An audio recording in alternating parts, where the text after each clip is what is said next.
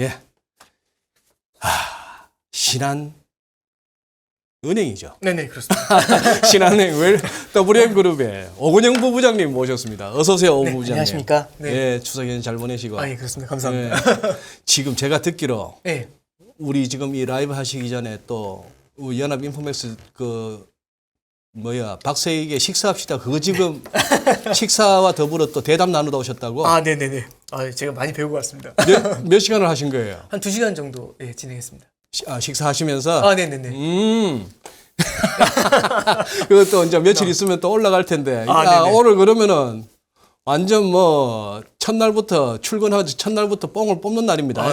꽤 많이 흔들리고 있습니다. 열심히 하겠습니다. 오늘은 네. 부부장님. 네. 우리 오근영 하면은 다들 그러시잖아. 금융 관련해서 이만한 일타 강사 없다고. 자, 오늘은 일타 강사도 일타 강사지만 네네. 준비하신 내용을 갖다 이렇게 설명도 해주시겠지만 네네. 오늘은 연준의 네. 대변인이 한번 돼보세요. 제가 질문을 하는데 네네. 연준의 대변인이 되시고 네네. 저는 연준 출입 기자일 수도 있고 네네. 월가의 무슨 대표 월가의 이제 시장 참여자일 수도 있고 네. 그래서 궁금했던 것도 묻고 네네. 연준한테 이렇게 빈정상한 것도 얘기하고 네네. 의심스러운 것도 따져보고 하면은 네네. 오 부부장께서는 최대한 연준의 입장에서 알겠습니다. 이렇게 대답할 거야라고. 네. 연준 편이라고 하겠습니다. 네. 우선 들어가기 전에 네. 4일 연속 팡팡팡 네. 우리 쉬는 동안에 네. 목요일 날 우리 연휴 전으로 치면은 22가 그날 우리 목요일 날 장 끝나고 나서 목요일 날 22가 금리도 75p도 올렸고. 네. 그러니 목금 네. 그죠? 네. 목금에다가 월요일까지 네. 해서 이제 우리가 그거 했던 건 우리 연휴 들어가기 이후부터는 사흘 동안의 장이 엄청난 랠리가 있었습니다. 네. 예. 그거 다 우리 시청자분들도 다 이거저거 시황 다 체크하시니까 네. 이래서 올랐습니다 하는데 우리 부부장님께서는 어떻게 요약해서 이렇게 그래서 올랐다고 하실 수 있겠어요? 저는 이제 CPI 트레이딩이라는 생각을 CPI 좀 트레이딩. 예, 그러니까 결국에는 지금 시장에서 도는 얘기는 그거잖아요.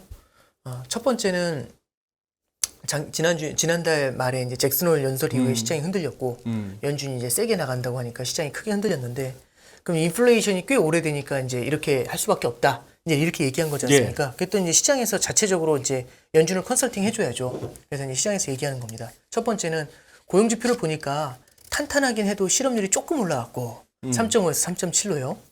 또 하나는 고용 참여율이 높아졌고 일자리를 이제 찾는 사람들이 늘어나고 그러면 이제 임금 상승세가 좀 주춤해지지 않겠나 이제 이 얘기를 첫 번째 하는 거고요. 네. 그다음에 두 번째는 지금 뉴욕 연은에서 발표하는 기대 인플레이션도 좀 내려왔고 그다음에 국제 유가도 좀 하향 추세에 있는 것 같고 원재재 가격도 전반적으로 내려온 데다가 상하이 운임 지수 같은 것도 내려왔고 이런 걸 보면은 인플레이션이 둔화된다라는 시그널은 명명백백한 것 같고 또 하나는 달러가 이렇게 초강세면 미국의 인플레이션은 추가적으로 더 달러 강세 때문에 수입 물가가 낮아지면서 인플레이션은 더 안정이 될 것 같고 네. 그렇죠.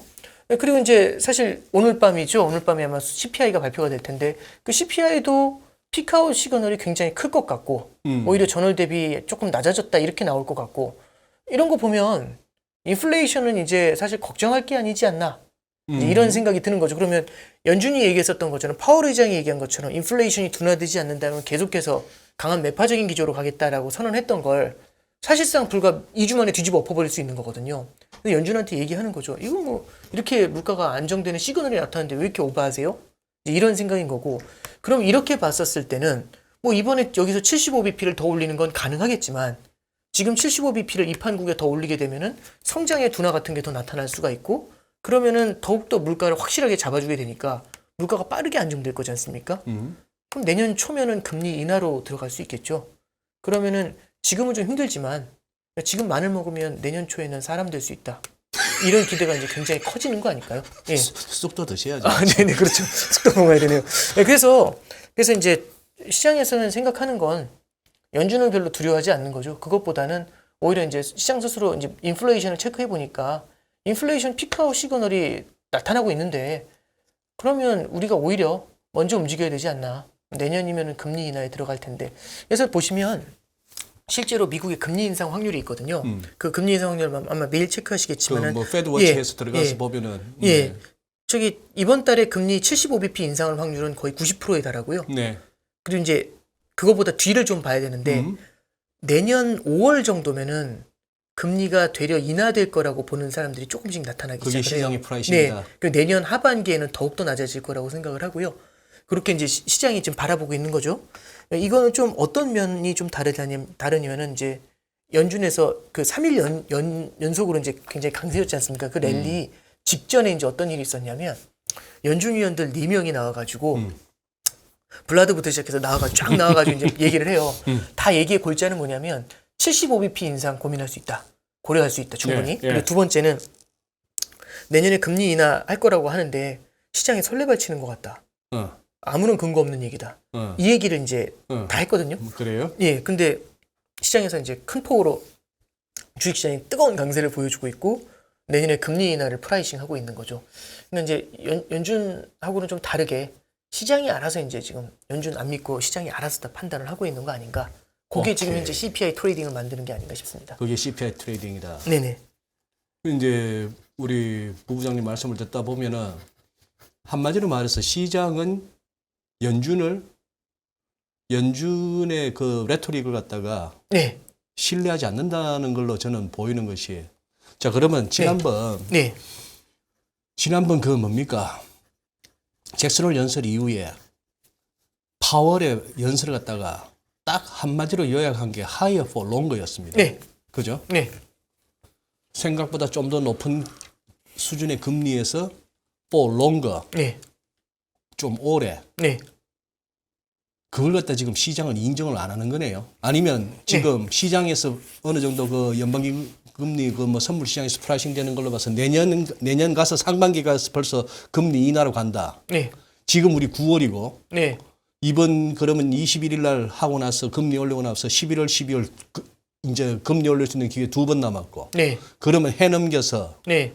바로 그러면은 내년 뭐 또 새로운 FOMC가 시작해서 몇 번 안 가면은 금리 인하로 간다. 네, 2번 정도 인상하고 나면 그 다음에는 금리 인하를 조금씩 프라이싱하기 시작을 하고 내년 하반기면 금리 인하 프라이싱이 좀 더 강해지기 시작을 합니다. 지금 현재 시장에서 바라보는 시각. 그 예. higher for longer의 이 longer가 1년도 못 가는 거예요? 네. 그렇게 현재 시장은 보고 있는 것 같습니다. 그러면 연준 대변인 입장에서 그 higher for longer라고 요약되는 그 메시지를 발할 때 그 for longer를 갖다가 그냥 몇 달 정도만 생각하셨던 겁니까? 아니요, 이제 그렇게는 생각하지 않았고요. 그러니까 연준 입장에서 이제 말씀을 좀 전해드리면 실제로 저기 연준 내 비둘기파하고 매파가 있고 그다음에 시장이 존재합니다. 이 셋이 생각이 다 달랐던 건 이거 같아요. 그러니까 매파와 비둘기파와 그다음에 이제 마켓 이렇게 셋이 있다고 하면 연준의 매파는 이제 이런 생각을 한 거죠. 블라드 같은 사람이 매파인데 뭐라고 얘기를 하냐면 올해 말에 4% 넘게까지 금리를 끌어올려야 된다. 화끈하게 금리를 올리면 인플레이션이 탁 터져 나갈 거고 그렇게 됐을 땐 내년에 금리 인하가 가능하다. 이렇게 얘기했죠. 그렇죠. 그러니까 올해 세게 올리고 그러니까 결국에는 even higher겠죠. 한다면 even higher 훨씬 더 세게 올리고 내년에는 오히려 낮추고 롤을 낮출 수 있다라는 얘기가 되는 거고 이게 매파입니다. 그리고 이제 비둘기파는 뭐라고 얘기하냐면 블라드하고 이제 사실 올해로만 상대 전적으로만 따지면 블라드가 훨씬 잘했죠. 올해는 다 맞춰왔으니까 비둘기파는 계속 틀려왔고요. 근데 이제 비둘기파는 이제 뭐라고 하냐면 블라드한테 하는 얘기가 이거예요. 그러면 금리를 그렇게 세게 올리는 이유가 뭐냐? 내년에 낮추려고 금리 세게 올리냐? 금리를 낮추려고 올린다는 건 말이 안 되지 않냐? 그리고 어떤 경제도 확 올리고 확 내리는 거 안 좋다. 그거 무슨 생각으로 그런 식으로 얘기를 하냐. 그래서 비둘기파에서 하는 얘기는 뭐냐면 금리를 천천히 올리자. 그래서 올해 연말까지 3.5에서 3.75까지 가고 내년에 한두 차례 더 올리자. 이게 포인트예요. 그게 6월 달에 이미 제시된 점도표고. 그게 이제 비둘기파에서 얘기한 거고요. 근데 이제 점도표를 6월 달 점도표를 보시면 그 점도표에 좀 독특한 게 있어요. 2022년도에 북극성처럼 하늘에 딱 떠 있는 게 있는데 두 명이 그게 월러하고 블라드 둘이 찍은 걸 겁니다. 그리고 내년도 2023년도 점도표를 찍어 놓은 게 있는데 그걸 보면은 오히려 올해보다 내려와 있는 게 보여요. 그게 아마 제 생각엔 블라드일 겁니다. 그러니까 블라드는 내년에 이미 금리를 내릴 거라고 점도표에 찍어 놨어요. 그러니까 이제 매파는 결국에는 올해 세게 올리고 내년에 낮춘다. 그리고 비둘기파는 올해 천천히 올리고 내년에는 그냥 계속 좀 간다. 요거죠. 그러니까 내년에는 그 높은 수준을 좀 유지를 하면서 실제로 때려잡아야 된다. 인플레이션을. 요게 이제 비둘기파의 의견인 거죠. 그러니까 둘이 그렇게 갈려요. 그럼 이제 시장은 이걸 바라보는 거죠. 근데 시장은 어떻게 바라보냐면 각자에서 가장 좋은 걸 테이크하는 게 제일 좋잖아요. 어떻게 이렇게 테이크할 수 있습니다. 일단 비둘기파한테 가져오는 거죠. 비둘기파한테 올해 금리를 천천히 올리고 매파한테 가져오는 거죠. 내년에 금리를 내리고. 그게 시장이 기대하는 거였죠. 그게 사실상 잭슨홀 연설 직전까지 시장이 기대했던 겁니다. 그래서 올해 연말에 3.5까지 올리고 내년 2월부터 금리 인하. 이게 이제 시장이 프라이싱했었던 가장 해피한 스토리였고 네. 그게 6월 16일부터 8월 중순까지 주식시장을 뜨겁게 달구게 만들었던 핵심적인 포인트가 됐었던 겁니다. 그러니까 이제 결국에는 매파하고 비둘기파하고 그 사이에서 이제 좋은 것들만 테이크를 한 거죠. 근데 이제 이번에 사실상 결론을 낸 건 뭐냐면 블라드가 먼저 말을 바꿔요. 제 생각엔 블라드가 뭐 소설 같지만 파월 의장한테 혼났거나 비둘기파한테 밀렸거나 그랬을 텐데 어떻게 말을 바꾸냐면 금리를 올해 말에 빠르게 올려야 된다. 단 내년에 금리 인하를 얘기한다는 건 시기상조다. 이렇게 말을 바꿨어요. 그러니까 내년에 금리 인하해야 된다고 얘기했던 사람이 그러니까 이거 올해 세게 올리고 내년에 인하하자고 했던 사람이 예. 제 생각엔 이제 말을 바꾼 거거든요. 내년 예. 금리 인하는 사라졌어요. 예. 아마 제 생각엔 파월 의장한테 전화를 받은 것 같아요. 시장에서 금리 인하 예상한 게 그거 흘린 거 당신밖에 없다고. 당신 때문에 문제 생긴 거 아니야? 이렇게 아마 혼나지 않았을까 싶어요. 그러니까 이제 거기서 이제 깨갱하셨던 거죠. 그래서 그 말은 사라졌어요. 지금 금리 인하 내년에 한다. 이 말은 지금 없어졌어요. 블라드도. 그러면 사실상 매파나 비둘기파나 내년에 금리 인하 얘기하는 사람은 이제 없어졌습니다. 다만 그 금리 인하를 먼저 얘기하면서 그게 불이 질러졌을 뿐이죠. 그럼 이제 올해 이제 9월달 FOMC에서 뭐가 바뀌어 나가냐면 아까 전에 점도표에서 네. 2023년도에 밑바닥을 찍었던 블라드 있잖아요. 네. 그걸 끌어올리게 될 겁니다. 일단 기본 디폴트 값으로 그거 끌어올리면서 시작을 하게 되겠죠. 혼났으니까요. 이제 저는 이제 일단 첫 번째는 좀 그런 이슈가 좀 있을 것 같고, 그래서 이제 결국에는 이제 그 잭슨홀 연설 직전에 이거는 결국에는 연준이 생각하는 방향하고 완전히 다른 거잖아요. 시장이 듣고 싶은 것만 듣는 모습이고 그거에 맞춰서 파티를 하는 모습인 거죠. 그러면 여기서 이제 굉장히 많은 고민을 하게 될 것 같아요. 만약에 이제 자산 가격하고 인플레이션이 연동이 돼 있다면이라는 가정을 한번 해보는 겁니다. 네. 자산 가격이 너무 많이 올랐을 때 사람들이 소비를 하게 되고, 네. 그리고 자산 가격이 오를 거라는 생각이 들면 자산을 팔기 전에 소비를 못 하지 않습니까? 그렇죠. 그럼 어떻게 하면 되냐면 빚을 내서 소비를 하면 되죠. 그래도 믿는 구석이 있으니. 그렇죠. 왜냐면 더 올라갈 거니까. 맞아요. 이 빚이야 뭐 나중에 올라버린 자산 가격으로 메우면 되니까. 자산을 팔았을 때 빚도 다 메우고 하니까 일단 대출을 땡겨서 메우면 되지 않습니까? 네. 그럼 미국 사람들의 소비자 신용이 증가를 할 수가 있겠죠. 네. 그러면서 이제 소비를 갖다가 탄탄하게 유지시킬 수가 있을 겁니다. 미국은 지금 현재 고용이 탄탄합니다. 네. 그 다음에 저축으로 쟁여놓은 게 많습니다.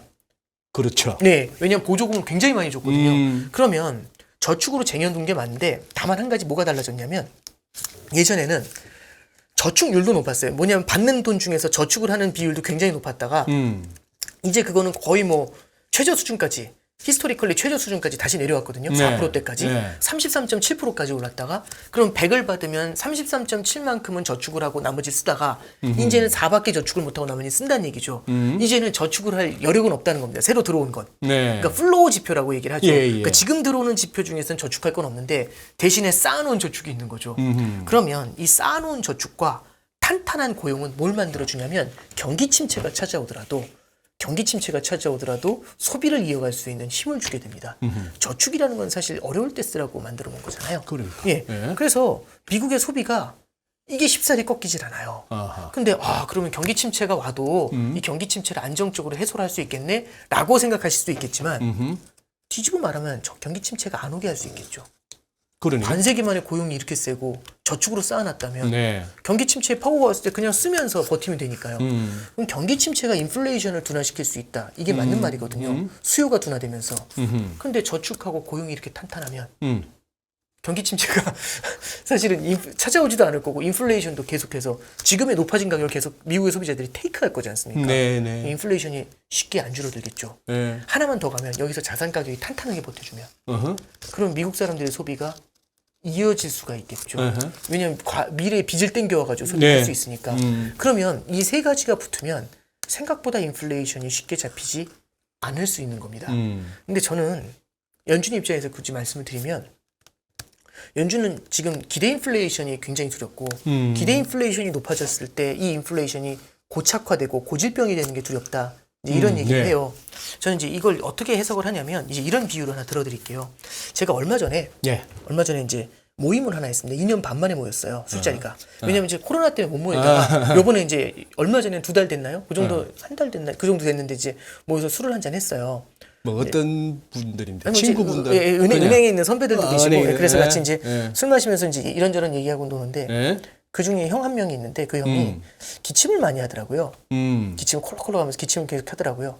근데 문제는 뭐냐면 2년 반 전에 뵀을 때도 기침을 했었어요. 그럼 2년 반째 하고 있는 거잖아요. 기침을. 그게 어떤 생각이 들까요, 제가? 형, 저기 병원은 좀 가봐야 될 것 같은데. 폐에 안 좋은 거 아니야? 이거 진심 어린 충고죠. 그러니까. 이제 하는 얘기가, 근데 뭐, 최근에 조금 나아지기 시작했어. 근데 이제 이렇게 얘기해보죠. 그냥 만약에 직설적으로. 일주일 전보다는 좀 나았어. 그러니까 괜찮아. 괜찮네. 이렇게 하고 박수치고 끝낼까? 그건 아니죠. 한 2년 반을 알았는데, 일주일 좀 좋아졌다고 우리가 박수치면서 이제 병원 안 가도 돼. 이건 아니잖아요. 어쩌면 생각보다 치료하는데 오래 걸릴 수도 있겠죠. 네. 왜냐면 저는 어떤 가정을 가져가는 거냐면 모든 사람이 비슷하게 걱정하는 거잖아요. 야, 저 고질병 같은데. 그러지 않을까요? 예. 빨리 치료해야 될 텐데 지금이라도 그 생각이 들지 않을까요? 자, 그럼 한번 우린 이런 생각을 해보는 거죠. 인플레이션에 대해서 지금 현재 시장이 걱정하는 건 시장이 굉장히 많이 바라보고 있는 건 9.1이냐 8.5냐 8.0이냐 7.9냐 이거 놓고서 다들 싸우고 있잖아요. 네. 그래서 다들 요즘 보면은 보통 일반적인 분들도 다 미국 CPI를 다 외우세요. 이게 세상이 참 많이 바뀌었다는 생각을 좀 하고 있습니다. 근데 이제 그래서 참 이게 대단하다 이렇게 생각을 하는데 그래서 이제 요번에 CPI 컨센서스가 8.0이냐 아니면 이제 7.5로 내려갈 수 있냐 막 이거 갖고 이제 많이 질문을 하시더라고요. 맞아요. 되게 중요하죠. 내려가는 추세가 보이는 것만큼 좋은 건 없죠. 웰컴이죠, 웰컴. 근데 가끔 그럴 때가 있어요. 등산을 하다 보면 너무 힘들잖아요.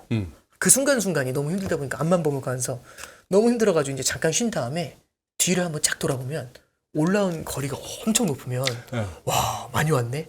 이 생각을 할 때가 있거든요. 근데 많이 온지는 몰랐던 거죠. 방금 전까지는. 계속 올라가는 것만 신경 쓰다 보니까. 이게 무슨 말씀 드리려고 하냐면 인플레이션이라는 게 이슈화가 된 게 얼마나 됐는지 한번 잠깐 생각해 보는 거죠. 인플레이션이 이슈가 된 건 작년 3월부터입니다. 지금 벌써 1년 6개월이 지났잖아요. 그래요? 그럼 인플레이션이 기침이라면 1년 6개월째 하고 있는 거예요.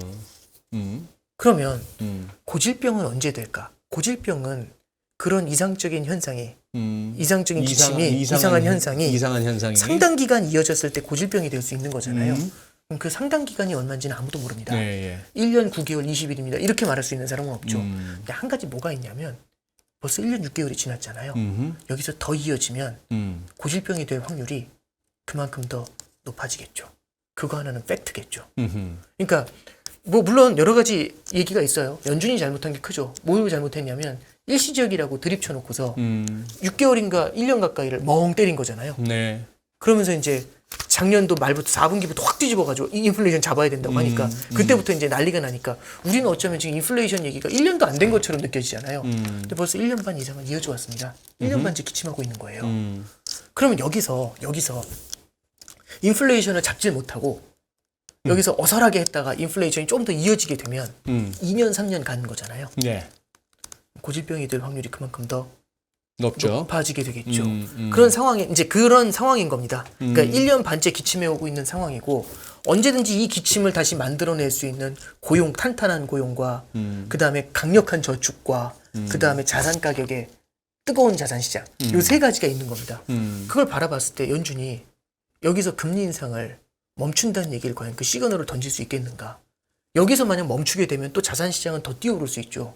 고용시장이 더 뜨거워질 수도 있고 인플레이션이 다시금 높아질 수 있어요. 네. 70년대를 바라보면 70년대에 나왔던 얘기 중에 뭐가 있냐면 인플레이션은 잡초와 같다는 얘기가 있었습니다.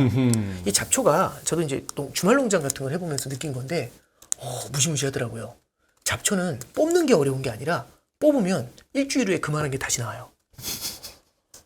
매주 뽑는데 매주 그만한 게 올라와 있거든요.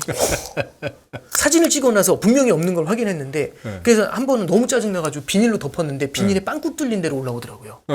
와, 이게 잡초거든요.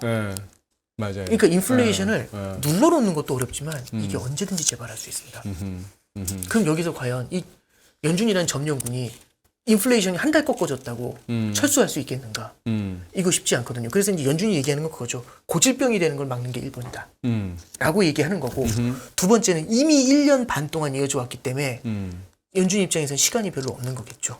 빨리 잡아야겠죠. 근데 빨리 잡으려고 보니까 우리는 8%로 내려왔기 때문에 인플레이션이 낮아졌다고 해석할 수는 있지만 2%가 목표지 않습니까? 네. 2%에서 올려다 보면 8%는 까마득해 보여요. 까마득하죠.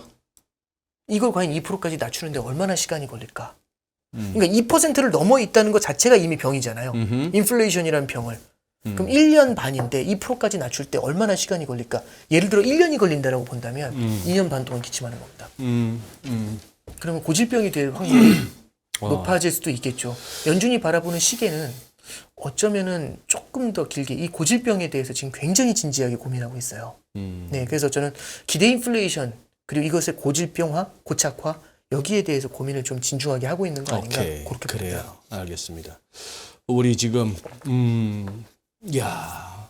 이렇게 참 어떤 시장 상황이나 시황이 이렇게 우리 애청자분들이 많이 목말라셨던 것 같아요. 지금 이 시간에 벌써 2,000명 넘게 함께하고 계신데 우리 승희 씨는 지금 짐작하신 대로 조금 이렇게 건강상에 좀 컨디션이 안 좋아서 오늘은 함께하지 못합니다. 그리고 우리 PD님께서 정리하셨구나. 아까 뭐 가투달인가 뭐 그런 아이디어가 있어가지고 우리 연합 인포맥스 와서는 그런 그 지향하시죠.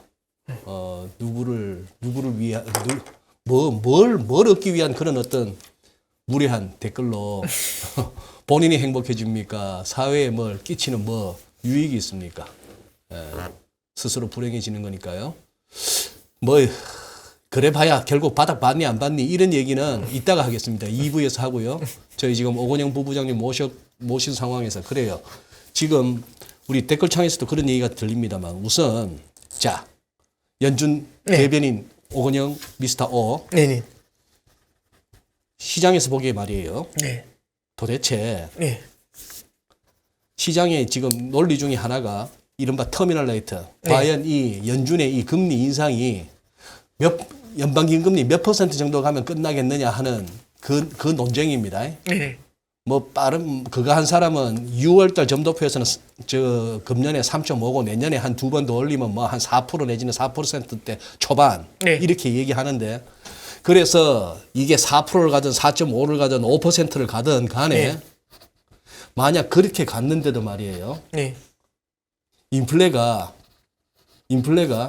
전년비 4.5를 가도 인플레가 5%면은 지금 생각에 전년 대비 5%로까지만 낮춰져도 아이고 인플레 많이 좋아졌네 할 것 같은데 우리 지금 시청자분들 하시는 말씀이 그래봐야 실질금리 마이너스야.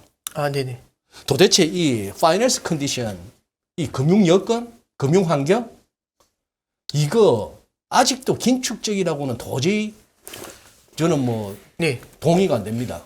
일단 저는 좀 이렇게 설명을 드리는 게 맞을 것 같아요. 그러니까 이게 저도 옛날에 그런 생각을 좀 많이 했었는데 지금 이제 CPI가 예를 들어서 뭐 9%라고 해볼게요. CPI가 9%인데 지금 미국의 기준금리가 그냥 시장금리라고 하죠. 미국의 예를 들어서 뭐 10년짜리 국채금리가 뭐 3.5%다. 2년짜리 국채금리가 3.5%다. 3.5가 높다라고도 보이지만 9%의 CPI가 굉장히 부담스러운 거거든요. 근데 이제 이게 약간 이 두 가지로 비교하면 좀 약간 저는 문제가 좀 있다고 생각을 하는 건 하나 잠깐 보시면 CPI라는 건 전년 대비잖아요.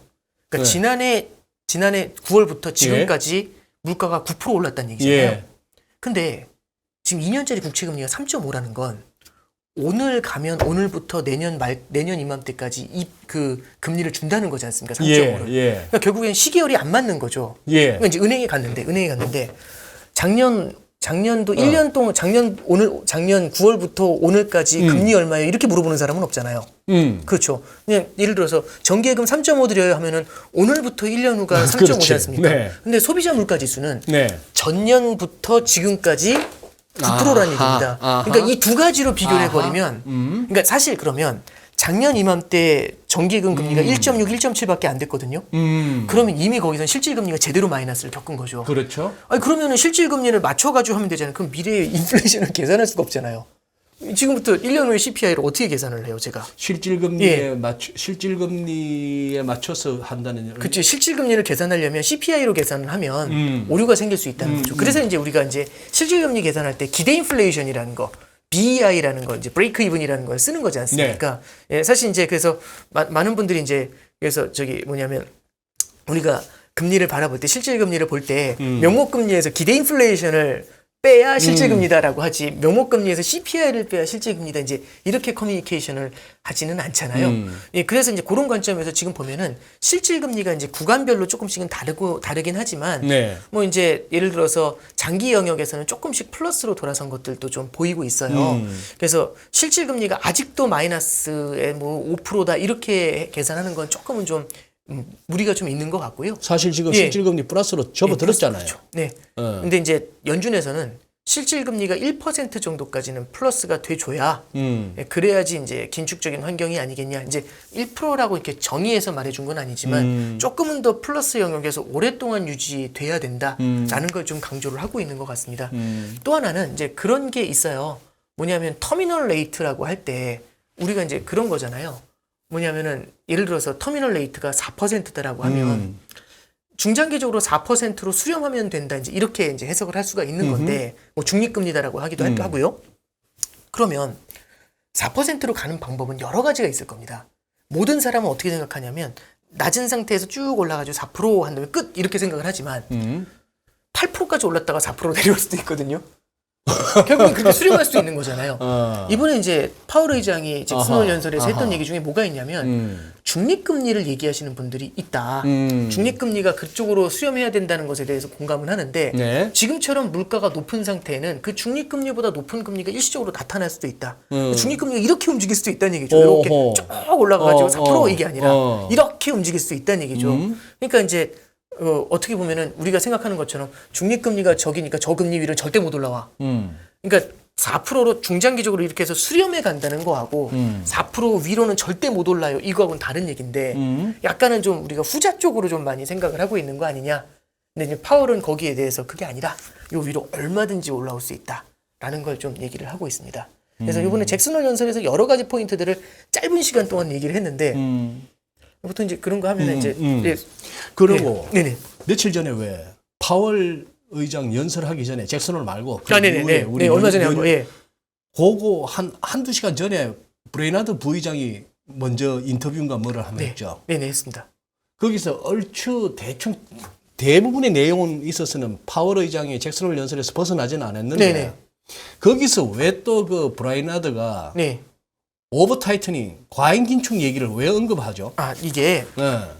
결국에는 이제 위험이 존재할 수밖에 없다라고 얘기를 하는 건데 이제 예를 들어서 인플레이션을 잡겠다고 이를 악물게 되면은 여기서 바로 두 개의 위험이 생겨난다는 얘기죠. 뭐냐면은 인플레이션을 잡지 못할 리스크도 생기지만 과잉 긴축으로 인해서 문제가 생길 리스크도 생긴다라는 게 거의 그 연설의 후반부에 나와요. 네. 근데 그 뒤에 바로 뭐라고 얘기를 하냐면 그거 그 7월 FMC 의사록에서도 살짝 나왔던 비슷한 얘기입니다. 비슷한 얘기. 예. 근데 이제 거기에 대해서 브레이너드가 이제 뒤에 어떻게 정리를 하게 되냐면 다만 역사적으로 봤었을 때는 일단은 인플레이션을 잡고 가는데 포커스를 맞추는 게 낫다. 이제 이렇게 얘기를 해주고 지나가게 돼요. 그러니까 연준도 오버 긴축에 대해서는 분명히 고민을 하고 있다라는 생각을 하고 그걸 이제 고민을 하고 있다라는 거를 암시를 해준 거고요. 이것만으로 어떤 뭐 이렇게 답을 이제 뭐 우리 과잉 긴축이 더 무서워요. 이제 이런 얘기를 하고 있는 건 아닙니다. 오히려 이제 저기 파월 회장이 여기에 대해서는 확실하게 이제 방점을 찍어주는데 결국에는 잭슨홀 연설에 보면 어떤 얘기가 나오냐면. 이 얘기를 해줘요. 성장하고 물가 중에 뭐가 중요해? 이제 이 질문에 대해서 사실은 연준에서 명확한 답을 준 적이 별로 없는데 이번만큼은 명확하게 줬다라고 보거든요. 어떻게 주냐면 이렇게 줘요. 성장에는 두 가지 성장이 있습니다. 네. 그냥 성장이 있고요. 지속 가능한 성장이 있습니다. 그냥 성장은 지금 금리를 낮춰놔도 만들어낼 수가 있어요. 그러니까 잠깐 나오는 성장이죠. 일시적인 성장. 이런 거 얼마든지 만들 수 있어요. 예. 근데 지속 가능한 성장을 위해서 지금처럼 강력한 고용이 오랫동안 이어지게 하기 위해서는 물가를 잡는 게 필수라고 얘기를 해요. 그러면 연준은 성장이냐 지속 가능한 성장이냐 어느 거 하나를 선택해야 되겠죠. 당연히 지속 가능한 성장을 테이크할 겁니다. 지속 가능한 성장을 테이크하려면 네. 당연히 물가를 먼저 잡고 가겠죠. 당장의 성장을 희생해서라도. 예, 그래서 이번에 이제 확실히 얘기해 준 거는 결국에는 물가를 지금 잡고 가는 게 지속 가능한 성장을 만들어내는데 가장 큰 핵심이 된다. 그럼 여기에 대해서 이제 바로 시장에서 그러는 거죠. 그러면 가난한 사람들이 금리 인상에는 가장 큰 타격을 받을 텐데 이제 이런 얘기를 할 수 있잖아요. 그래서 이제 얘기한 게 뭐냐면 이렇게 물가를 잡는 과정에서 엄청난 고통이 따르는 건 맞다. 근데 물가를 안 잡고 내깔려 놔두면 그보다 더 큰 고통이 다가온다. 이렇게 얘기하면서 모든 반론의 여지를 갖다가 다 원천봉쇄를 하고 가요. 그러니까 8분 동안에 제 생각에 그 문구를 만들 때 얼마나 많이 쓰고 고치고 있을까 이 생각을 되게 많이 하게 됩니다. 예. 그래서 이제 참 할 얘기 다 해놨더라고요. 보니까 시장에서 이렇게 얘기하는 거 있잖아요. 파월은 착해서 서민들 못 건드리니까 절대 금리 못 올려. 여기에 대해서는 더 많은 고통이 따를 수 있으니까 잡을 거다. 이제 여기 하나하나 다 마치 뭐 이렇게 뭐 대화하는 것처럼 그렇게 잘 잡아놨더라고요. 보니까 확실히 매파적인 기조를 유지하고자 하는 모습은 확실히 보인 것 같습니다. 그래요. 네. 지금 네. 제가 보니까 나스닥이 네. 잭슨홀 연설이 8월 26일 금요일이었는데 네. 8월 25일 종가가 마감 지수가 나스닥 종합이 12,639인데 잭슨홀 연설 하던 날 이게 3.94%니까 거의 4% 네. 부러졌잖아요, 나스닥이. 네네. 그러고 나서 후루룩 밀려가지고 9월 6일 저점 찍은 게 11,471 이렇게 왔는데 지금 이제 12,266이면 이거 뭐 한 360포인트만 오르면 이게 잭슨홀 연설 이전 레벨을 회복한단 말이에요. 네. 참 유치한 질문인데 네. 이게 만약에 시장이 증시가 랠리가 계속 CPI 이후에도 네. 그리고 9월 FOMC 이전까지 계속 이 우리가 연휴 기간 동안에 봤던 이런 식의 상승세가 이어져 가지고 진짜 12,639 그 잭슨홀 이전 그 레벨 넘어서서 12,800, 13,000 가고 하면은 연준 입장에서 기분 좋을까요? 기분 나쁠까요? 그러니까 뭐 간단한 좀 질문이 좀 웃기긴 합니다만. 간단한 거죠. 그러니까 6월 16일부터 주식시장이 반등에 나섰거든요. 강력한 반등. 6월 16일부터 해서 8월 15일, 16일까지 딱 두 달. 네, 두 달 동안 강력한 반등이 나왔거든요. 강력한 반등. 근데 이제 잭슨 올 때 잠깐 쉬고 그다음에 또 반등이 나오고 있거든요. 그렇죠. 그러니까 이제 이게 이제 뭐하고 똑같냐면 사실상 6월 달에 75bp 인상했죠. 그러니까 7월에 75bp 인상했죠. 두 번 인상했는데도 이번에 75bp 예고하고 있죠. 예. 90% 확률로. 예. 근데 75bp 얘기한다니까 더욱 좋아하잖아요. 더 올라가. 왜냐하면 세게 올리면 세게 올릴수록 어. 내년에 내릴 확률이 높아지니까. 그 논리? 그렇죠. 그러면 이제 이런 거하고 똑같아요. 뭐하고 똑같냐면은 결국에는 지금 더 난리를 부려봤자 어차피 내년에 더 많은 선물을 줄 수밖에 없다. 이제 이런 생각을 하고 있는 거죠, 시장은. 그러니까 지금 뭐 많이 올려주는 게 오히려 더 큰 호재다. 예. 빨리 금리 인하를 해가지고 내년에 금리 인하를 세게 하게 되면 이제 주식시장에서 훨씬 더 많은 먹을 거 생겨나잖아요. 내년에 금리 인하를 왜 하는데요? 물가를 잡을 테니까요. 물가를 잡게 되면은 물가가 안정이 되면은 연준은 성장으로 돌아서게 될 거지 않습니까? 그럼 성장을 부양하기 위해서 금리를 낮추면서 다시금 돈을 풀어줘야죠. 그러니까 시장은 그놈의 대차대조표 정상화는 언제 되는 게요? 대체대조표 정상화를 할 수가 없죠. 왜냐하면 금리를 낮춰야 되지 하지도 않습니까? 못할 거 왜 한다 그래 걔들은? 그러니까 이제 시장이 그러니까 뭐 QT 이런 것도 사실 의미가 없는 게 네. 내년에 금리를 낮춘다라고 하면 네? QT를 하는 게 말이 안 돼요. 네.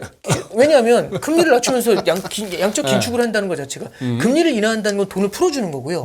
양적 긴축을 한다는 건 돈을 빨아들이는 거예요. 근데 돈을 빨아들였는데 실물 경제 유동성을 더 많이 풀어줘야 되잖아요. 그럼 빨아들인 것 이상으로 돈을 풀어줘야죠. 원래 100만큼 풀어주면서 50을 빨아들였으면 150을 낮춰야 되기 때문에 50만큼 더 풀어줘야 돼요. 그럼 바보 같은 짓이죠. 그러면 연준은 딱 얘기하는 거죠. 연준이 QT를 1년, 2년 이어간다고 하는데 그것도 불가능하다. QT 뭐 한다고 하는 거 걱정하지 말자. 왜? 내년에 금리 인하하면 그 순간 QT는 끝. 이렇게 생각하는 거죠. 앞뒤가 안 맞는 얘기잖아요. 금리 인하를 하는데. 앞뒤도 안 맞을 뿐만 아니라 시장이 딱 아네. 얘들 못 한다는 걸 아는구만. 그렇겠죠. 그리고 이제 그 중에 대표적인 케이스도 뭐가 있냐면 연준이 아니라 지금 미국 시중은행들이 지준금이 부족해요. 지급준비금이. 이제 뭐 부족하다기보다는 여기서 이제 조금 많이 줄어들었거든요. 여기서 예. 만약 양적 긴축을 하게 되면은 예. 그 지급준비금이 더 빨리 줄어들 수가 있어요. 예.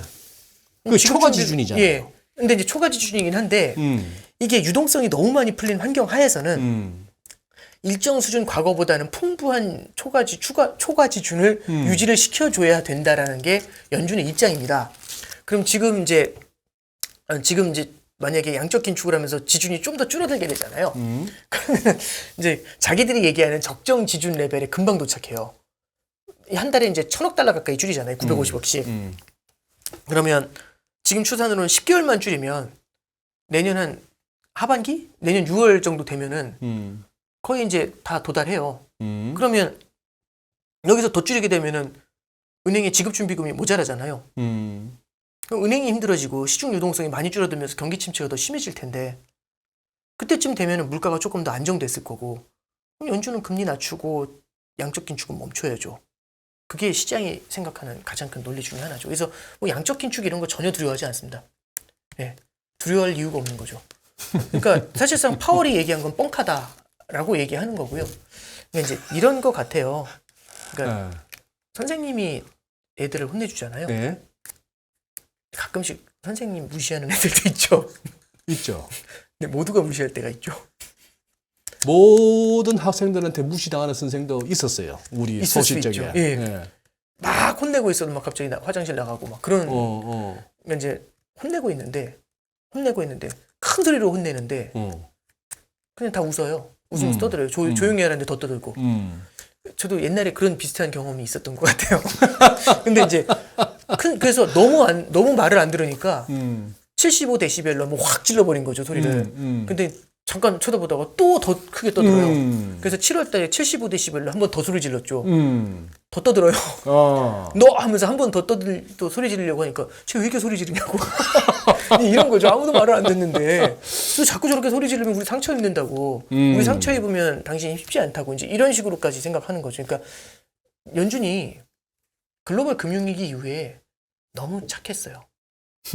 너무 착한 거죠. 그러니까 뭐냐면 무언가 문제가 생길 때마다 돈을 풀어줬잖아요. 예. 일이 생겼다 하면 돈 풀어주고 일이 생겼다고 돈 풀어주면 하면 예. 나중에 어떤 일이 벌어지는 거냐면 이게 뭔가 위기가 터지면 사면 되는 거예요. 예. 주식을 사면. 예. 일을 할 필요가 없고 일단 주식을 사면 되는 거잖아요. 예. 일이 터졌을 때. 그게 이제 핵심적인 포인트로 자리를 하게 되는 겁니다. 그러면은 연준 입장에서는 그거를 10년 넘게 반복해오면 연준에 대한 신뢰도가 연준은 뭐 언제든지 돈을 풀어주는 사람 이렇게 생각을 하는 거죠. 이번에도 그 마찬가지로 돈을 풀어줄 거다라고 그 기대가 너무나 뿌리 깊게 박혀버린 거죠. 그래서 너네 저희 금리 계속 인상할 거야? 2018년도 4분기에 그랬거든요. 금리 인상 아직 한참 멀었어요. 이렇게 얘기하면서 파월이 막 이를 악물고 얘기를 했는데 18년도 4분기 주가 빠지니까 바로 19년도 1월에 파월이 뭐라고 했냐면 금리 인상 좀 인내심을 가져야 되지 않을까? 그 얘기부터 시작하고 그 다음에 3월 달에 양적 긴축을 중단해요. 그러니까 1월엔 금리 인상 중단, 3월엔 양적 긴축 중단. 그랬더니 시장에서 근데 조금 피곤한데 금리 인하 해줘야 되는 거 아니에요? 그랬더니 파월이 절대 그건 안 된다. 금리 인하 얘기하는데 절대 안 된다고. 근데 5, 6월 달에 한번 시장이 또 휘청휘청 하니까 7월에 금리 인하를 3번을 해요. 근데 금리 인하 3번 한다면 하는 얘기가 이번만 해주는 거야. 뭐 이제 이렇게 얘기한 거죠. 근데 갑자기 은행이 지준금이 모자라면서 레포 사태가 터져요. 19년도 9월 달에. 그랬더니 이제 양적 완화를 해줘야 되잖아요. 그래서 양적 완화를 해주는데 뭐라고 했냐면 이건 양적 완화 아니라면서 양적 완화 해줘요. 양적 완화 아닌데 양적 완화를 해주고 있는 거죠. 그러니까 양적 완화를 하면서 양적 완화 아니라 그랬어요. 그러니까 양적 완화는 10년짜리 국채인데 얘는 2년짜리 국채를 사는 거니까 양적 완화 아니에요. 사실은 코미디죠. 이제 그렇게 얘기를 하니까 다들 보면서 아이고 얼마나 걱정이 많으셨으면 이제 이런 생각을 했던 거죠. 그런 상황에서 코로나를 만났잖아요. 그럼 얼마나 무서웠겠습니까? 그 착한 사람이. 그러면 막 돈을 5조 달러를 막 퍼준 거죠. 그랬더니 이제 연준은 항상 수도꼭지를 틀고 돈을 퍼준다라는 그 기대감이 되게 컸겠죠, 시장에서는. 예. 그래서 이제 그러면 지금도 당연히 그 수도꼭지를 틀 텐데 언제 트냐 그걸 바라보고 있는 거잖아요. 그러니까 지금 시장은 분명히 틀 것 같거든요. 왜냐면 저 여태까지 10몇 년 동안 저 사람을 봐온 순간 봤는데 힘들면 언제든지 틀 텐데 그 언제 틀까 하면서 그 시그널을 계속 찾는 거죠. 아까 전에 말씀하셨던 브레이너드의 그런 문장 하나하나 이런 데서도 막 답을 찾으려고 노력하는 겁니다. 야, 지금 아까 그 선생님 예. 소리 버럭버럭 지르는데도 학생들이 전혀 쫄지도 않고 네. 오히려 웃기도 하고 네. 그거다가 한 번 더 소리 지르면 왜 저래? 이런 근데 사실 저는 어릴 때 그런 상황 경험해 봤어요. 네. 어떨 때 그래야 되나 하면은 그 선생의 권위가 떨어졌을 때예요. 네. 그때는 선생의 권위가 떨어질 때가 아니거든요. 네. 안 되면 저기 뭐야 시계 풀고 이렇게 칠판에서부터 저 교실 뒤까지도 이렇게 쉘 패던 시절인데 선생한테 잘못 걸리면 죽지. 그 시절인데도 불구하고 학생들한테 완전 물러 보이는 선생이 있었어. 첫째, 자기 말이 왔다 갔다 하는 사람. 네네. 자기 말을 못 지키는 사람. 나와! 해갖고 나와갖고 뭐 애 반 죽여놓을 듯이 해놓고 나서 자기가 막 울어버리고 뭐 이런 거. 예. 자, 그런데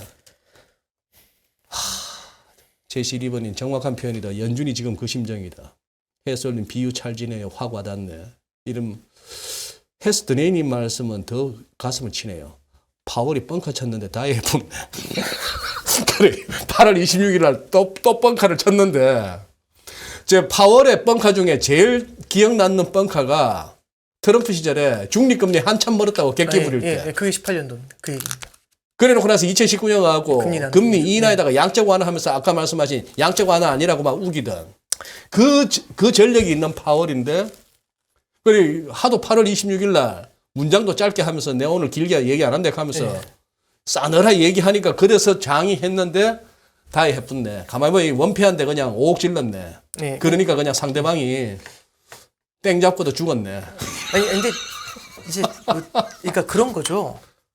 결국에는 이제 그러니까 결국에는 이제 연준이 여태까지 해온 걸 보니까 연준이 겁줄 때 겁먹으면 돈을 못 버는 거잖아요. 그러네.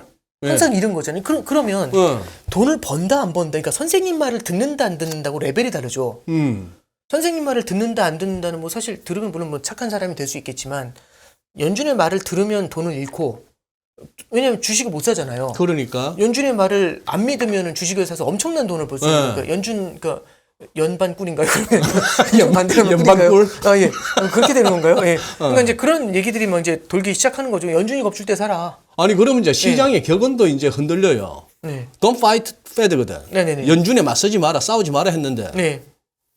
연준하고 싸우는 사람이 오히려 돈이 돼요, 요즘. 지금 장서진님은 학생이 말 안 들으면 접해야 하는데 요즘엔 접해지도 못해서 문제. 이거는 뭐 현재 우리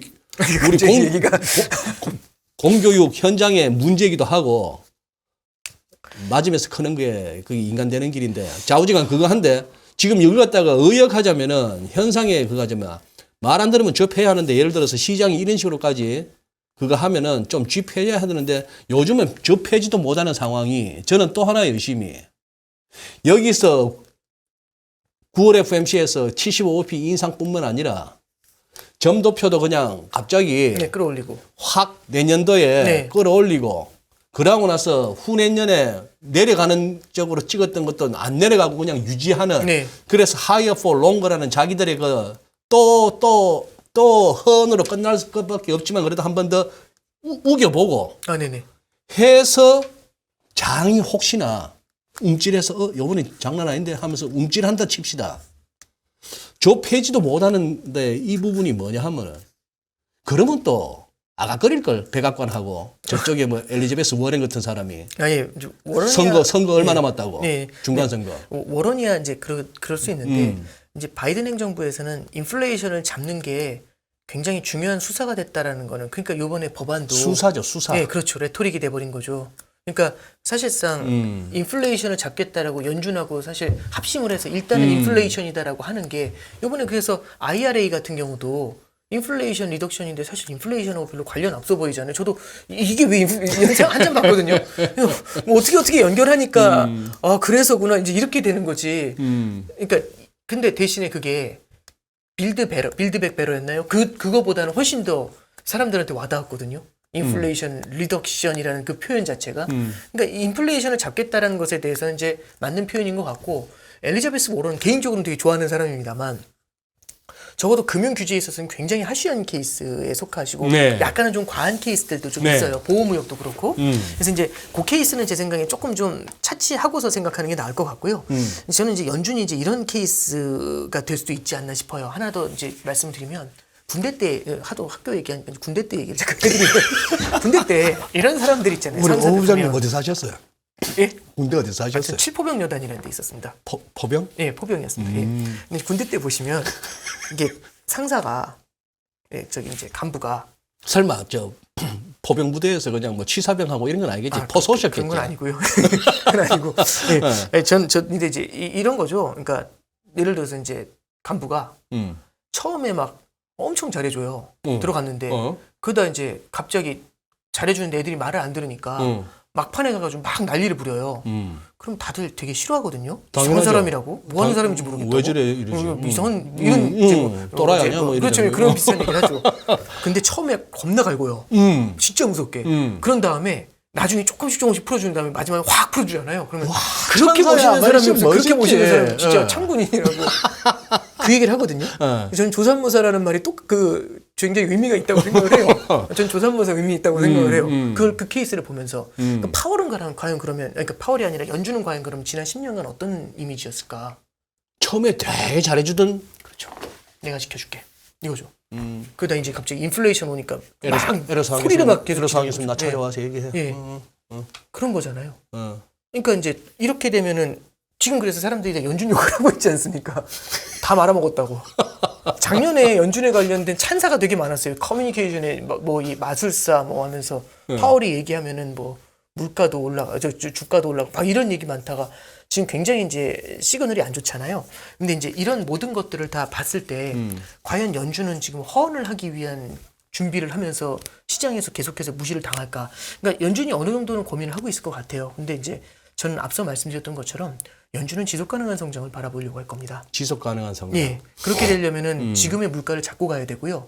지금의 물가를 갖다가 여기서 희미하게 가가지고 물가를 잡는 듯 하다가 갑자기 이제 물가가 잡히는 듯 해서 돌아서게 됐을 때 금리 인하로 돌아서서 막 자산 가격 급등하고 사람들 소비 늘어나고 해서 다시 물가가 뛰잖아요. 그럼 아까 전에 말씀드렸던 1.5 플러스 알파의 문제가 생깁니다. 그러면 이게 기대 인플레이션을 높이게 되면서 고착화를 만들거든요. 네. 인플레이션이 고착화가 되면 정말 무서워집니다. 무섭죠. 이게 아마 이제 지난 10년간을 보면 연준이 돈을 풀어주려고 했던 풀어줄 수 있었던 가장 큰 이유는 일본식 디플레이션에 대한 고민이 컸기 때문이에요. 혹시 일본 짝 날까봐. 네, 디플레이션이라는 건 물가가 하락한다는 말도 되지만 뒤집어 말하면 화폐 가치가 오른다는 말도 됩니다. 그렇죠. 그럼 화폐 가치가 오른다라는 기대감이 팽배해 있으면 거기다 화폐의 공급을 양적 완화 같은 걸로 공급을 해도 화폐 가치가 쉽게 안 떨어져요. 뭐하고 똑같냐면 집값이 오를 거라는 기대감이 모두가 갖고 있는데 거기에 신규 분양 물량 쏟아지잖아요. 그래도 집값 안 떨어지지. 그렇죠. 안 떨어지죠. 공급이 쏟아져도. 화폐 똑같습니다. 화폐 가치가 오를 거라는 디플레이션 기대 심리가 팽배하면 거기에 양적 완화로 돈을 들이부어도 인플레이션이 쉽게 안 생겨나요. 그러니까 화폐 가치가 큰 폭으로 하락하는 인플레이션이 잘 안 와요. 네. 근데 문제는 뭐냐면 화폐 가치가 하락할 거라는 물가가 오르고 화폐 가치가 하락할 거라는 인플레이션 기대 심리가 사람들의 마음속에 쫙 깔려 있는데 거기다 대고 경기 부양한다고 돈을 뿌리잖아요. 그럼 집값이 떨어질 거라는 기대감이 쫙 깔려 있는데 공급이 쏟아지는 거죠. 그럼 집값이 크게 무너질 수 있죠. 그러니까 지금 이제 부동산 전망하는 게 아니라 화폐 가치가 그럴 때는 양적 완화하면 큰일 납니다. 그러네. 화폐 가치가 무너지면서 인플레가 탁 튀어오릅니다. 아까 말씀드렸던 잡초 일주일 만에 그만큼 자라는 잡초처럼. 그럼 이거 딴 방송에서 하신 얘기요? 아니면 오늘 처음 나오는 얘기요? 내가 가끔 알거든. 우리 오부 부장님처럼 많은 얘기를 여기서 하시더라도 어느 날 요거 처음 하는데 싶은 그 명제가 있거든. 아 예. 요거 오늘 처음인 것 같은데. 예. 뭐 저도 잘 모르겠습니다. 아니 그 말씀은 저는 지금 확 와요. 아 예.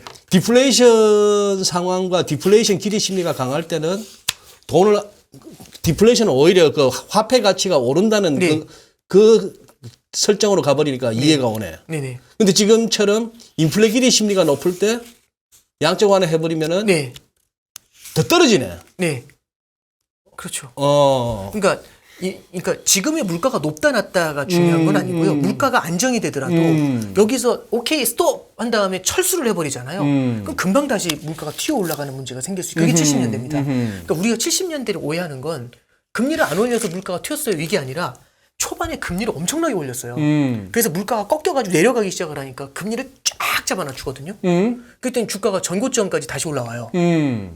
그러니까 근데 이제 물가가 하늘 높이 올라가는 거죠. 그랬더니 그때 이제 금리를 빠르게 끌어올리면서 금리를 그때 끌어올려도 물가가 안 잡혀요. 왜? 이미 인플레이션이 3년 4년을 이어져 오니까 이게 고질병이 돼버린 겁니다. 그래서 그거 잡으려고 볼커가 등장한 거죠. 그래서 20%가 넘는 금리를 만들어내고 통화량 타겟으로 목표까지 바꾼 다음에 해결을 해버렸던 거거든요. 근데 대신에 그 상흔이 10.7%라는 실업률로 나온 겁니다. 그러면 연준 입장에서 지금 앉으면 10.7이 보이는 거죠. 음흠. 그러면은 지금의 물가 한 달짜리 물가가 떨어져 내려오는 걸 보면서 박수 치면서 오케이 금리 인하 이렇게 돌아가는 게 맞냐? 아니면은 이제 저기 조금 긴 시계를 바라보면서 지금 욕 먹더라도 인플레이션을 잡고 가는 타겟팅을 하는 게 맞냐? 그럼 연준은 긴 걸 보고 있는 거고. 그러니까 이런 거 아까 전에 말씀드린 것처럼 2년 반 동안 인플레이션 감기에 기침을 했기 때문에 빨리 병원을 가야 된다. 지금이라도 오케이. 빨리 서둘러 고쳐야 된다는 거고 시장은 오케이. 그 말씀은 이제 일주일 동안 기침이 좀 완화가 됐으니까 이제 좀 나아지는 거 아니냐 이제 이렇게 보고 있는 그 거고. 말씀을 듣다 보니까 예. 그 원고 5장밖에 안 되는 그 잭슨홀 연설 그 짧은 데에서 네. 인플레이션 기대 심리 관련한 부분이 한 페이지였다고. 나는 거기가 그 짧은 연설에서 그 인플레 기대 심리 부분이 왜 그렇게 높았는가 좀 의아했는데 지금 부부장님 말씀 듣다 보니까 네. 거기서 그 얘기 나왔거든. 폴 볼커를 갖다가 한 두어 번 언급하고 마지막에 폴 네. 볼커가 떠나와가지고 거의 뭐 볼커를 갖다 떠올리게 하는 연설이었습니다만 거기서 그게 있었거든. 폴 볼커 등장 이전에 한 15년 정도에 걸쳐서 네. 예. 올리다 내리다 했던 예. 이 실패가 예. 결국 폴 볼커와 같은 그런 어떤 극약적인 네. 처방을 하게 됐고 네. 우리는 지금 볼커 시절에 그 처방까지도 각오하고 있다는 어떤 의사 표현이었다고 이제 정리가 되네. 네. 그렇다면은 지금 완전 시장은 완전히 지금 잭슨홀 연설에서 파월이 아주 정색하면서 내놓았던 그 메시지와 현재 연준이 생각하고 있는 higher for longer라고 하는 이 명제에 대해서 시장은 굉장히 개기는 거예요. 제가 보기에는. 네, 그렇게 생각합니다. 네, 그러니까 그거죠. 그러니까 말씀드렸던 것처럼 2년 반 동안에 기침을 했기 때문에 빨리 병원 가야 된다. 근데 시장은 얘기하는 거죠. 아니 일주일 동안 기침 나아졌으니까 좀 덜하니까 이제 안 가도 되는 거 아니냐. 이렇게 서로 얘기가 달라지는 거거든요. 증시는 그렇다 치고 네. 증시는 그렇다 치고 지금 그런데 제가 봐서는 채권 시장에서의 금리 형성은 연준의 메시지하고 발을 맞추는 것 같아요. 네. 국채 숙제 네. 수익률 보면은. 네. 그러면 환으로 갔을 때 우리 부부장님 보시기에 어땠어요? 이번에 굉장히 인상적인 달러 강세였는데. 네. 자, 이제 달러 인덱스 기준으로 한 110주 모니까 이제 주춤합니다. 네네. 이제 결국에는 그 얘기 같아요. 그러니까 달러가 올라가게 된 가장 큰 이유 중에 하나는 그럼 이제 미국의 금리 인상 속도를 따라갈 수 있는 나라가 없다는 게 첫 번째고요. 첫째. 그러니까 이제 미국이 금리를 올려서가 아니라 그러니까 미국이 금리 올려도 다른 나라 금리 올리면 희석이 되는 건데 그렇지. 예. 미국의 금리 인상 속도가 압도적으로 빠른 거잖아요. 그리고 우리나라는 그 금리 인상 속도를 따라갈 수가 없습니다. 가계부채가 그래요. 많은 국가에서 그래요. 네. 미국처럼 75bp 자이언트 스텝 3번 연속 가는 거 이거 보통 일은 아니거든요. 그러면은 우리나라는 미국의 금리 인상 속도를 따라갈 수 없다라는 게 팩트가 되는 거고 그러면은 올해 연말뿐만 아니라 시간이 가면 갈수록 연준의 금리 인상에 대비해 가지고 연준의 금리 대비해서 우리나라 기준금리가 낮게 형성이 될 테니까 시장은 결국에는 미래의 걸 선반영하는 경향이 있잖아요. 그러니까 지금 이제 계속해서 올해 사실은 연말에 사전 컨센서스는 잭슨홀 이전 컨센서스는 연말에 미국 금리 3.5, 우리나라 금리 3.0, 그러니까 0.5% 갭을 반영해서 네. 1,310원을 찍었던 거고요. 지금은 이 갭이 0.75까지, 1.0까지도 벌어질 수 있다라고 생각을 하니까 내년 상반기에 그러면 이제 1,370원, 80원 이제 달려가게 되는 거죠. 그러면서 이제 시장이 이제 점점 프라이싱을 할 때 어떤 걸 보는 거냐면 내년에 그만큼 못 갈 거야라고 생각을 하거나 혹은 그 뒤에 내릴 거야라고 생각을 하면 1,380원까지 밀어 올렸던 걸 뒤로 다시 땡기려는 작업을 하게 될 겁니다. 그러다 보니까 지금 이제 1,380원에서 자산 가격이 좀 뛰어 올라가면서 시장이 조금 좀 반색하는 그런 모습을 좀 오케이. 보이고 있는 거겠죠. 네. 부름 우리 부부장님 보시기에 네. 달러에는 145 근방에서 멈췄는데 네. 144. 뭐 인포맥스 화면에 144.93인가 뭐 그 제가 그렇게 받는 건데 네. 145인가 그런데 지금 그렇다면은 사실 조금 더 가도 할 말 없거든요. 그때 옆플라자 때 147도 갔었다고. 네. 네. 그리고 지금 말씀하신 그런 경기는 고사하고 금리 차만 보더라도 딴 데는 신용이라도 해요. 22도 그러고 무슨 뭐 뱅크 오브 캐나다도 네. 그렇고 영란은행도 네. 그렇고 우리 한은도 신용을 하는데 일본은 꼼짝도 안 하고 있어요. 네. 근데 이게 지금 145엔 정도 왔다고 해서 그러면 달러엔이 다 왔다? 제 얘기는 어느 정도 급하게 왔으니까 어떤 조정이라는 것도 있고 그 과열 상태를 좀 시킬 수도 있겠는데 그러면 여기서 완전 달러가 고점을 쳤느냐를 어떻게 판단하시나 싶어가. 이제 일단 저는 일본이 생각하는 건 일본부터 시작해서 대부분의 나라들이 생각하는 건 그거 같아요. 뭐냐면 금리를 인상할 수가 없습니다. 일본 같은 경우 특히 강한 건 16년도 5월 달에 그 난리를 부렸거든요. 마이너스 금리 도입했다가 막 난리가 났었어요. 진짜 그거는 정말 와 히스토리컬리 그런 일도 있구나라는 중앙은행이 완전히 통제력을 잃어버려가지고 어떻게 해야 되지 하다가 이제 G7의 SOS를 쳤던 게 16년도 5월 달의 얘기인데 그러다가 이제 버냉키가 넘어와가지고 컨설팅 해준 다음에 16년도 9월에 YCC를 딱 도입하니까 장기 금리를 묶어버리니까 그때부터 이제 엔화가 안정을 찾았죠. 근데 이제 엔화가 안정을 찾은 다음에 지금 이제 6년이 지난 겁니다. 그럼 6년 동안 안정이 돼 있는 거예요. 6년 동안 간신히 그 흔들리던 걸 간신히 안정시켜 놓은 건데 와, 이 밭을 깨버리는 거죠. 간신히 만들어 놓은 안정을. 그건 일단 싫은 거죠. 근데 이제 문제는 미국의 금리가 싫다는 것은 일본 그렇죠. 입장에서, 일본 입장에서 여기서 금리 올리는 건 무서운 거죠. 근데 이제 미국 금리가 하늘까지 올라가는 겁니다. 그럼 이 금리 차가 벌어지면 네. 금리 차를 이걸 해결하기 위해서는 일본 금리를 끌어올려야 되잖아요. 근데 여기서 6년간의 안정을 만들었던 이 체제를 뒤집어 엎으면서 금리를 끌어올리면 이게 생각보다 큰일이 될 것 같은 거예요. 첫 번째는 어떤 불확실성이 있는지는 모르고 두 번째는 구로다가 이제 내심을 들켰는데 구로다 이제 어떤 표현을 쓰냐면 조금 올린다고 해결된 문제가 아니다. 이거 맞는 얘기죠. 제 생각에 그건 내심 들킨 것 같아요. 뭐냐면 0.25 올리면 시장에서 더 올릴 거라는 기대를 확 하게 될 것 같아요. 저라도 그럴 것 같아요. 이게 시작이다. 이거 확 끌어올려가지고 22처럼 막 1.25, 1.5 이렇게 따라 올려야지. 그러니까 0.25 올려서 해결될 문제였으면 애초에 했다는 얘기죠. 그렇지. 25bp를 예. 지금 뭐 서너 번 해봐야 예. 4번을 해야 1인데. 예.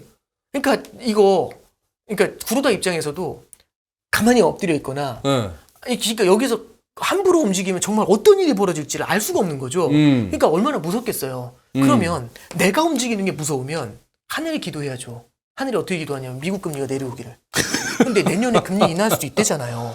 시장뿐만 아니라 중앙은행도 다 기대했을 겁니다. 내년에 금리 진짜 인하해주나? 미국 금리가 내려와주면 금리 차가 좁아질 거지 않습니까? 그럼 그냥 문제 해결이죠. 그럼 지금 굳이 이걸 갖다 뒤집어 엎으면서 움직일 필요가 있었을까? 그게 아니라 내년에 금리가 내려오는 것만 기다리는 거죠. 하늘에 기도하면서. 근데 문제가 잭슨 홀 연설을 들으면서 굉장히 실망했을 겁니다. 기다릴 수가 없겠다. 내년 상반기 아닌 것 같은데 이 생각이 딱 들었을 거잖아요. 그 순간 엔화가 하늘로 튄 거죠. 네. 그 순간 답 없다 한 다음에. 답 없다. 그러니까 이제 아마 이제 일본 중앙은행도 고민을 굉장히 많이 하게 되는 그런 타이밍에 좀 몰리지 않았을까. 이제 그렇게 생각을 좀 합니다. 최근에 하도 이제 뭡니까? 아까 말씀하신 대로 6월 16일부터 8월 16일까지 딱 2달 화려한 베어마켓 랠리, 서머 랠리 아니면 바닥 찍고 올라온 일파일 수도 있고 나중에 결과가 말해주겠지만 그 2달의 강한 랠리 이후에 또 이렇게 흔들리고 특히 잭슨을 긋고 환율 갑자기 막 이러다 1,400원대 열리나 이러다 보니 여기저기 또 썸네일에 양털깎기라는 단어가 보여요. 우리 부부장님은 그 시각에 대해서는 어떻게 보세요? 그러니까 양털깎기를 의도적으로 어떤 국가가 한다든지 이런 생각은 아니고요. 그러니까 양털깎기라는 거는 어떤 특정 국가로 자본이 흘러들어가게 되면 그 나라의 통화 가치가 절상이 됩니다. 통화 가치가 절상이 되면은 수입 물가가 안정이 되겠죠. 그럼 물가가 안정되는 상황이기 때문에 금리를 낮출 수가 있어요. 그러면은 금리를 올리지 않고 안정을 시켰고 자본이 유입이 되니까 유동성도 풍부합니다. 그럼 그 상태에서 내수 버블이 생겨날 수가 있거든요. 네. 그럼 버블 일어나는 상태에서 그때 이제 어느 정도 버블이 일어나게 되면은 그때 이제 중앙은행이 너무 좀 심한데 하면서 금리를 올리면서 이제 이걸 제어하려고 하잖아요. 그럼 외국인들이 확 도망가는 거죠. 그럼 이제 양의 털을 깎기 위해서는 일단 첫 번째 작업은 양의 털이 보실보실 자라게 해줘야 되잖아요. 일단 그러니까 몰려 들어가서 털이 많아야지. 그렇죠. 몰려 들어가서 통화 절상을 만들어서 그 양털 깎기의 선제적인 작업은 통화 절상을 만들어주는 겁니다. 그래서 뭐 지금 물론 이머징에 들어가서 다 통화 절상을 만들어서 다 이렇게 이머징을 크게 만들어줬다. 지금 최근 분위기는 오히려 미국 쪽의 달러 강세하고 미국 쪽의 양털이 좀 부실하게 자랐다고 보지 이머징에서 별로 깎을 털이 없어 보이거든요. 맞아요. 그래서 양털 깎기가 이머징에서 지금 이루어지고 있을까?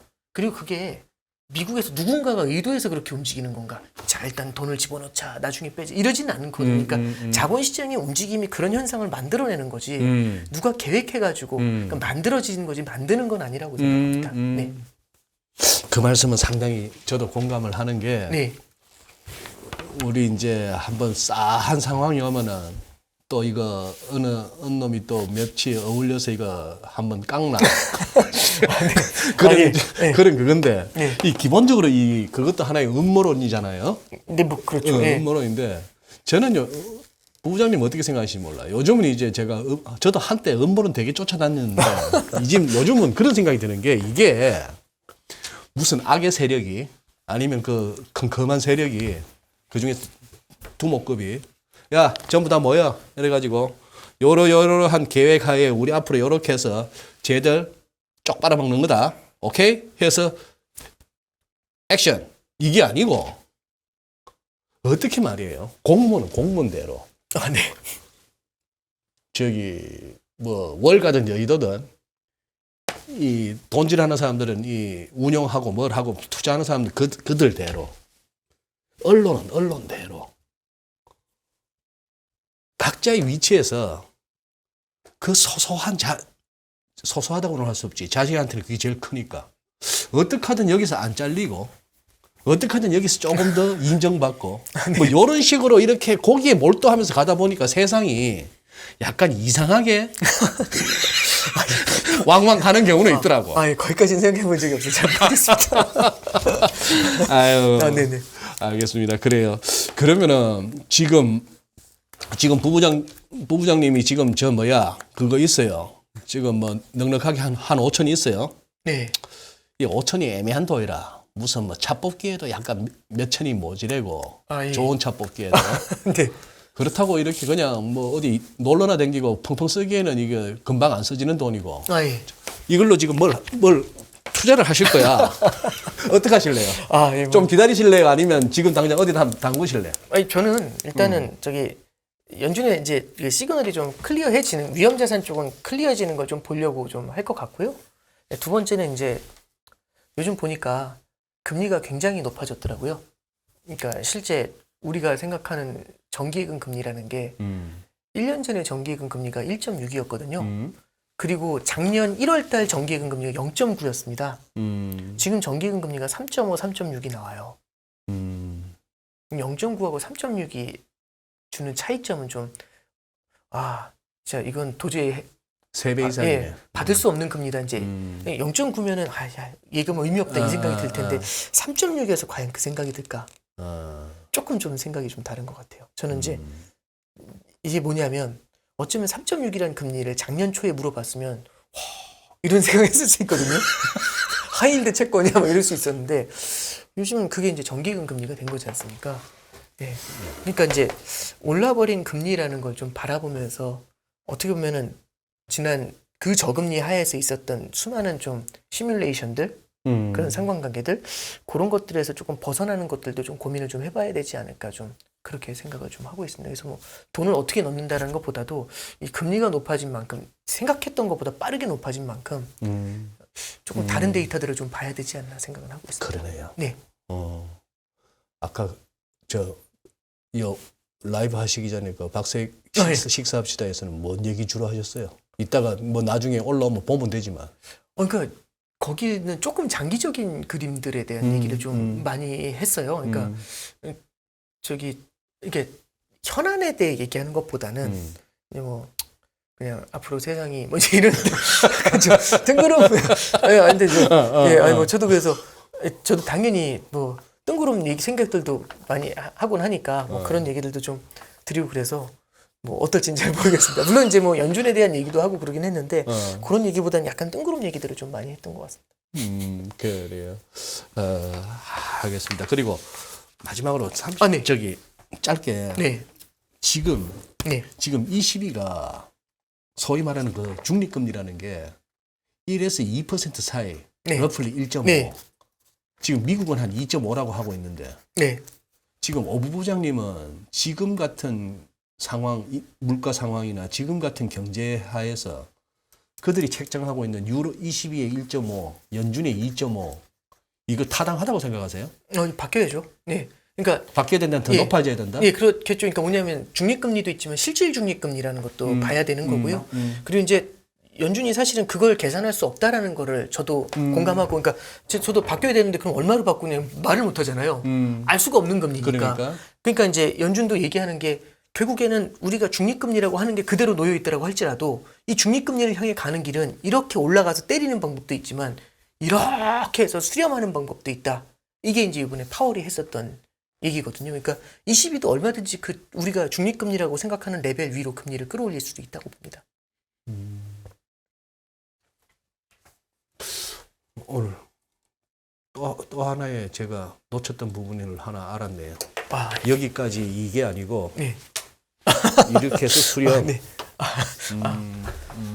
아니, 저도 고민을 하고 있는 부분이라서요. 네. 네.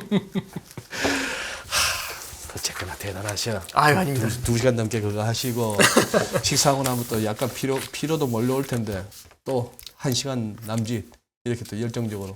네. 고맙습니다. 감사합니다. 예.